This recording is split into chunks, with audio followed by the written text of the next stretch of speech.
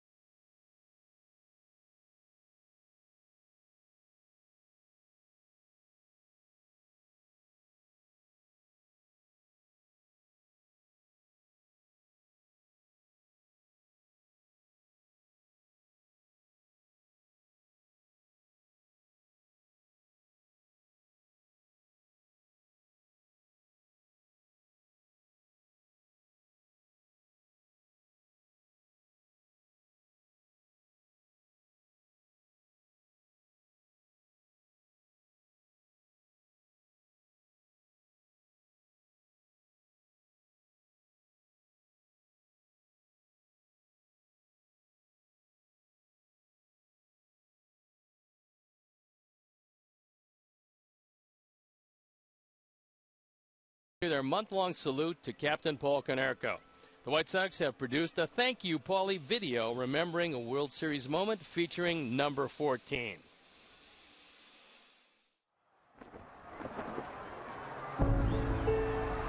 Game 2, World Series.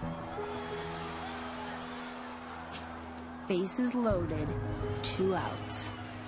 Sox trail 4-2.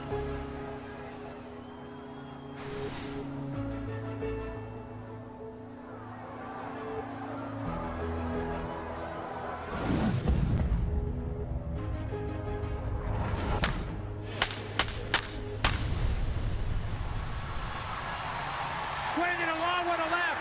It's going to go. It's a slam. Sox lead. 6-4. Light it up.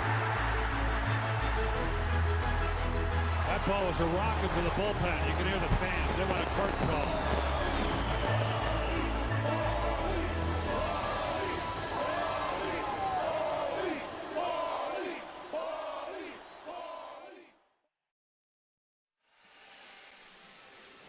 Chicago White Sox baseball in high definition is brought to you by Xfinity, your home for the most live sports. Tonight's game's available in Spanish on your SAP audio setting provided by 97.5 FM ESPN Deportes, Chicago's first and only Spanish-language sports radio station. A little shaky today here in Cleveland, but a beautiful night this evening, and let's take a look at the Mazda White Sox lineup and how Robin is going to put them out there this evening. Adam Eaton leading it off with Alexi Ramirez in the 2 spot back after hitting the ankle last night and leaving the ball game. Jose Abreu, red hot with that 14-game hitting streak, is hitting 3rd. That's Connor Gillespie, Avisail Garcia, Andy Wilkins looking for his first hit, with Carlos Sanchez, who's been very good at second base. Jordan Danks and Tyler Flowers rounded out. The defense and how they'll line up behind their ace, Corey Kluber. It's Brantley, Bourne, and Holt in the outfield. with Chisenhall, Ramirez, Kipnis, and Aguilar in the infield. Yan Gomes, one of the better hitting catchers around behind the plate, and Corey Kluber on the hill. His ERA a little above 2.5. He's 13-9. He's on for his 30th start. Opponent's hitting just .237. He's had a couple of tough outings, but Mickey Callaway, the pitching coach, said that he really had some good bullpens. He thinks he's going to have a big night tonight. The umpires for the game tonight: Tim Timmons behind the plate. Tim Wilkie is at first. Todd Tishner is at second, and Clint Fagan, who had a good night behind the plate, is at third tonight. So we're ready to play baseball, and I'm ready to turn it over to my play-by-play partner, Ken Harrelson. All right, Steve, thank you. And once again, good evening, everyone, and welcome to White Sox baseball right here with WGN Sports. So happy you could join us for Game 2 of this 3-game set. And before we show you our picks to click, you at home select yours as Adam Eaton is ready for the first pitch of this ball game. Big right-hander, delivers up high. Corey Kluber, 28 years old, 6'4", 215 pounds, and he's a good one.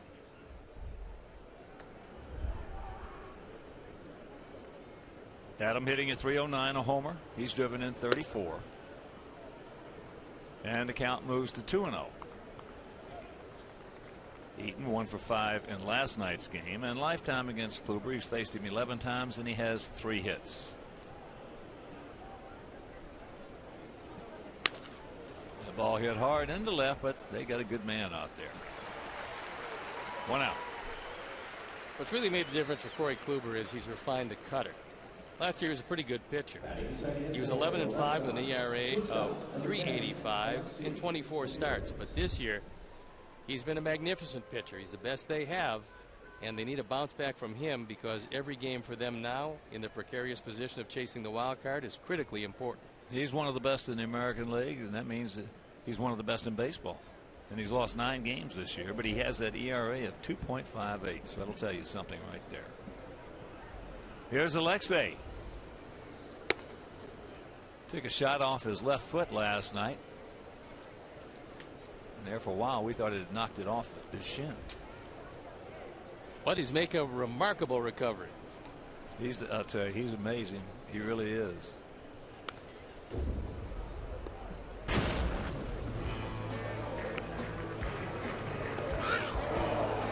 He got a slider inside, and then, well, he hopped around for a bit before finally leaving the game. Yeah, he was a little upset. 1-1 pitch. There's a chopper. Young man there has a ton of range, Jose Ramirez, and that's out number 2. So with 2 out, let's check out our picks to click tonight. Jim Angio, our director and the crew, well, they went with Tyler. Steve's going with Connor Gillespie and J.J. Shira. All the great folks at Ditka's and all 5 of their restaurants around the country. We're going to go with Andy Wilkins. Here's Abreu.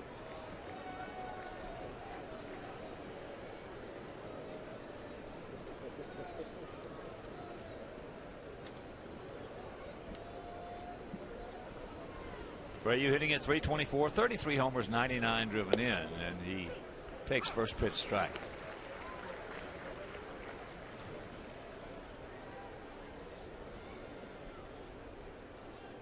Kluber's only given up 14 home runs in 195 in the 3rd innings. He has 215 big strikeouts. And overall, what a year it's been. 0-2 the count.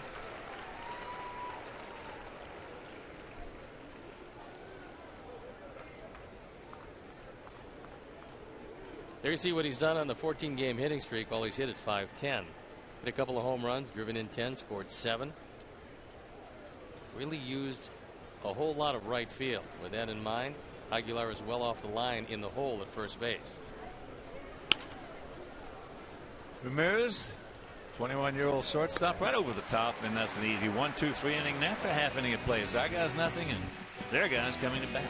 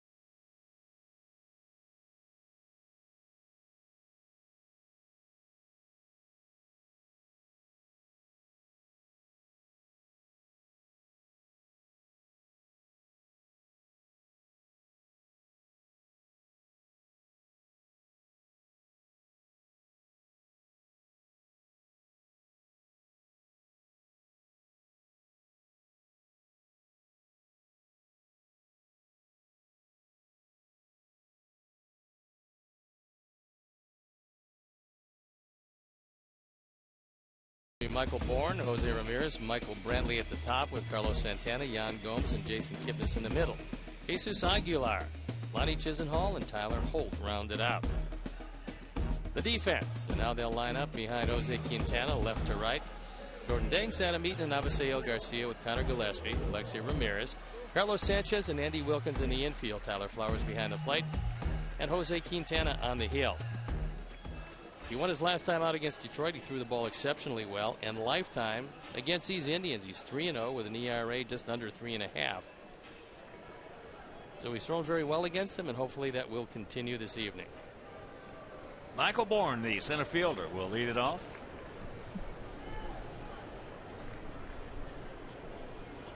And he takes first pitch ball. He comes in hitting at .265, 3 homers, 26 knocked in. A very down year for Michael.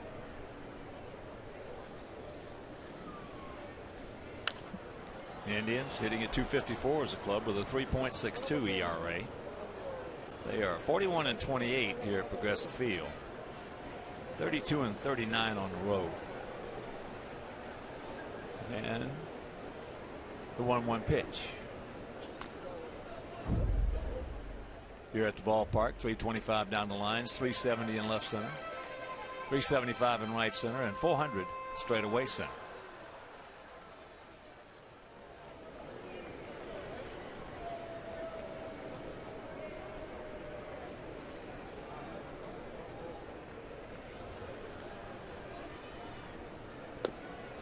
Breaking ball. Good job of laying off that one by Bourne.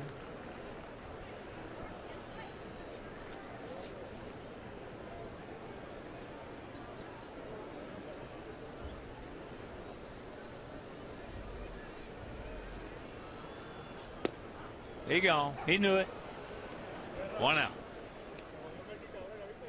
Left-handers have a tendency to look for the slider or the cutter from Quintana. So when he drops the hook over, it's somewhat surprising. And as you can see, it just freezes Michael Bourne.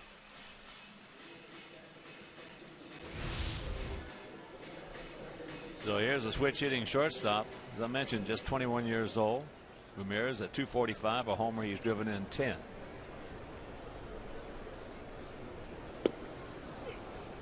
Takes first pitch strike.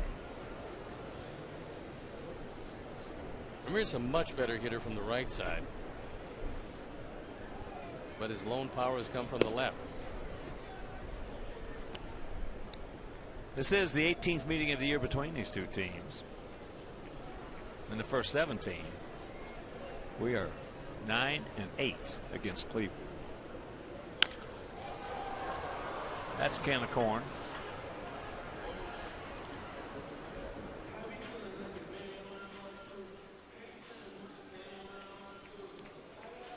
And hopefully tonight Jose will keep that pace that he has with nobody on base. He works very quickly with nobody on base, gets it, throws it, and usually throws it in the zone. Lately, he's been slowing it down somewhat when he does get runners on and goes into the stretch.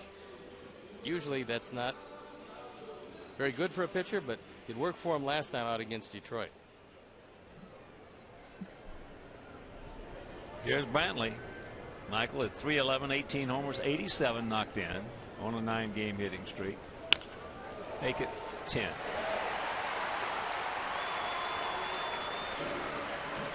He has just worn Quintana out. He is now 9 for 18.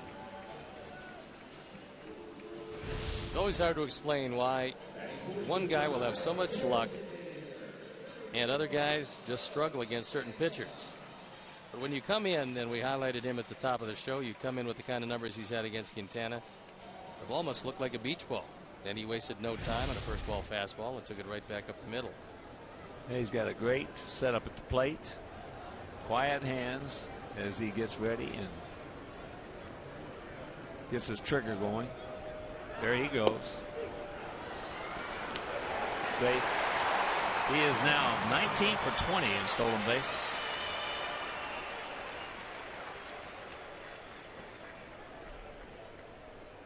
He picked the first pitch, and it's a straight steal because Santana was not swinging, and Brantley never looked back for the contact. He was just going.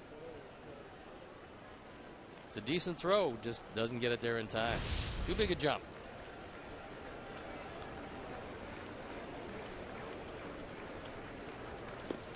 Breaking ball, nice stop by Flowers. 1-1 the count. You're in the bottom of the first. If you're just tuning in, no score. Santana got off to such a miserable start this year that they started to wonder exactly what was going on with it. However, the power numbers as the year has moved along have gotten more than respectable, and lately he's been one of the big factors as far as a run producer for this team.